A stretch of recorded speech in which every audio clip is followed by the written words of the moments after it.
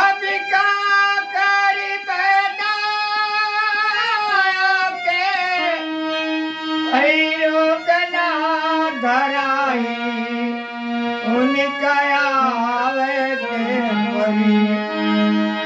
उनका आवे के परी इनन दो सैया जी के हमरा बोलवावे के परी इनन दो सैया जी के हमरा बोलवावे के परी अब ले तबे चले हो कब सब गोले गिन के पतिया में दिलवा के बात खूबानी के हो बात खूबानी अरे ऐसे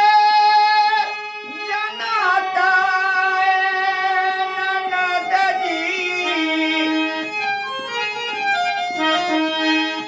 ऐसे जनाता की गैल मटियाई उनका आवे के परी इनन तो सैया जी के हमरा बोलवावे के परी